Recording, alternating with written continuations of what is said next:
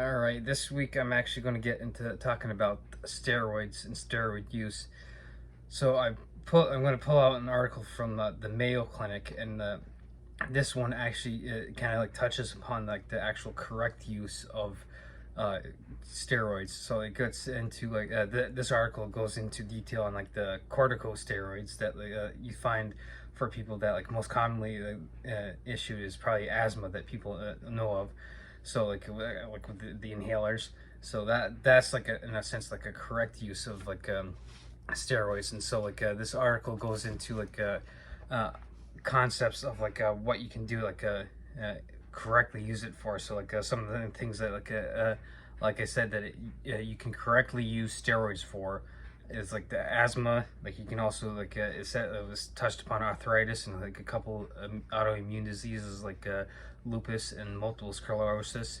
So that's like the proper use of steroids is for like conditions that you might possibly have, like the ones I just mentioned and everything. So those are like the correct ways to use steroids, and like of course you have to be prescribed that stuff for those conditions by a doctor and everything. So now the real thing is like in the past you could see probably like the past 25-30 years or so, anabolic steroids have become like a very highly used. And like I mean of course just like with substance abuse, like with the stuff I've covered with like Smart Recovery, Phoenix Recovery, SOS, ROR, Reach Out Recovery, Rational Recovery, all that stuff. Steroids, since steroids are a drug as well, this is something that can also be abused as well.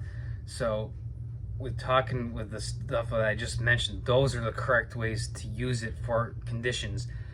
Now the incorrect way to use it like would be like with the anabolic steroids. And of course you see like your mass monsters like that step up on like the Mr. Olympia stage. Of course they can you can use those correctly, and not of course the substance abuse when it comes to steroids might not necessarily be as common as like your hardcore drugs like meth or like cocaine or even alcohol, but it is possible. But like when we think of anabolic steroids with the mass monsters that like that step on like Mr. Olympia stage, like some of the famous ones are probably like Arnold Schwarzenegger, Lou Ferrigno, like Ronnie Coleman, Jay Cutler, Dorian Yates.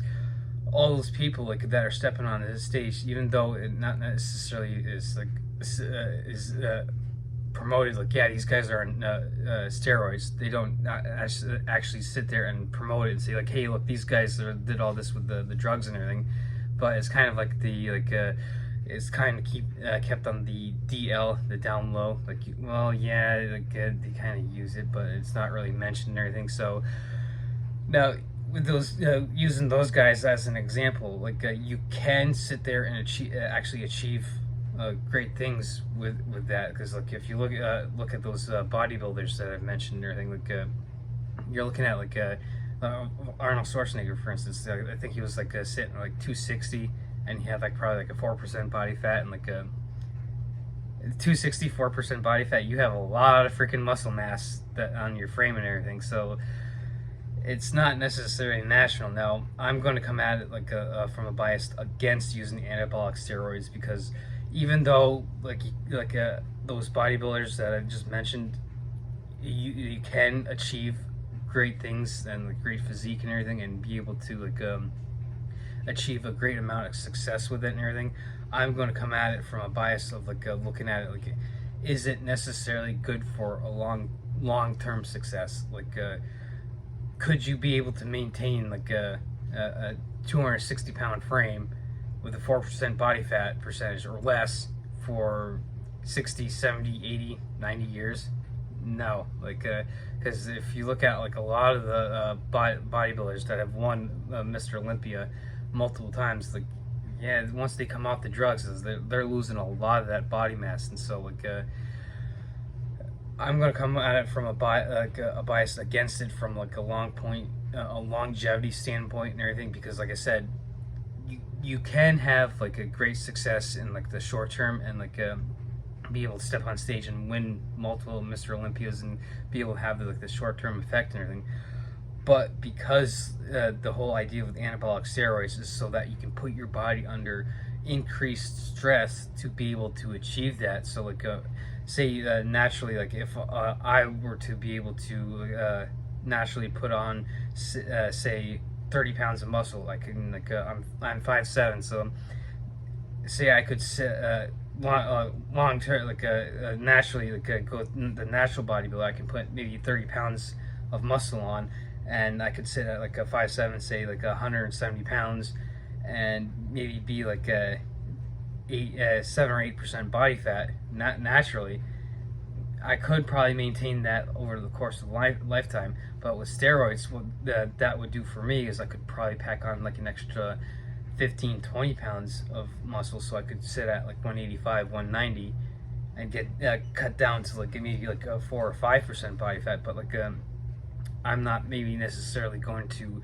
be able to maintain that over the course of the lifetime. So like I have in the past thought of using steroids, but like for me it's looking at like okay, well, having abused alcohol in the past, like this is something that else I could just go down the rabbit hole and start abusing as well, because I want to see results, and I want to see results now and everything. So that, and plus like once I'm thinking, I was like, okay, well, I remove that, it's like, do I necessarily get the sense of accomplishment if I'm using steroids and everything? So it's like, I'd be like, yeah, I packed on 45-50 pounds of muscle, but I had assistance and everything.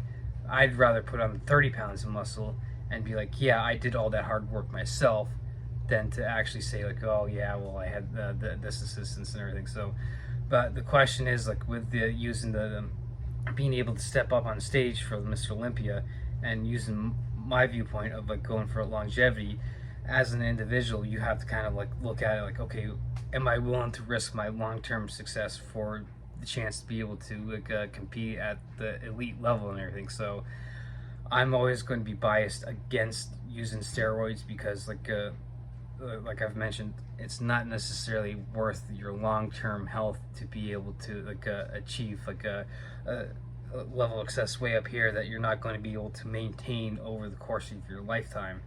So, but again, you have to look at, as an individual, look at your risks and be like, okay, am I willing to risk that for this and everything?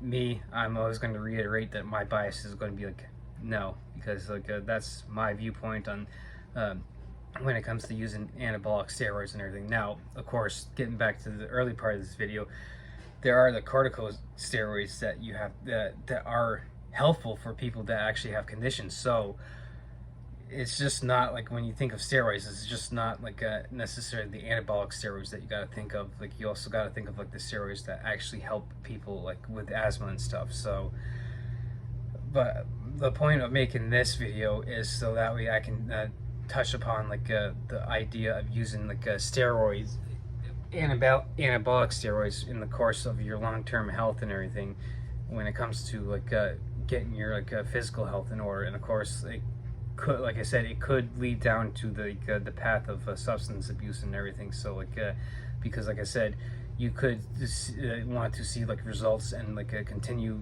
down and want to see results no matter what and everything. So I think like the prime example that I could pull to back that up would be look at like Rick Piana. Like he was someone who like they say suffered from bigorism. Like he was never big enough. Like he always wanted to build more muscle, more mass and everything. And he passed away at like I want to say he was 49 when he passed away from a heart attack. So it gets to the point of like the anabolic steroids putting your body under increased stress, because you're now being able to lift heavier and more, and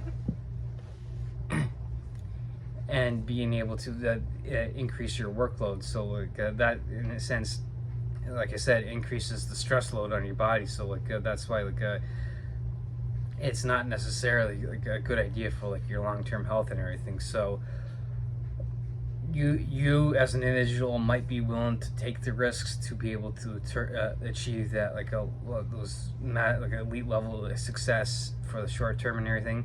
but I'm going to be biased against it in the sense of the long-term view, and be like, okay, now I'm not necessarily like, I could naturally probably get up to like a bench of like, say 250 with like my frame and everything. No, but knowing full well, like I probably couldn't. I know I couldn't maintain that over the course of a lifetime. Could I maintain maybe benching like as like my body ages and my strength does naturally decrease because of that? Could I maintain like maybe benching like 150, 160 over the course? Yeah, okay, I'll be happy with that. So like, what I'm going to like end this video with saying is like, again, I'm biased towards the longevity standpoint of it. So like, I'm not going to say I'm going to say don't use steroids. So of course that's my bias against using it and everything. So because I want like I'm the standpoint of like the long-term success versus the short-term success.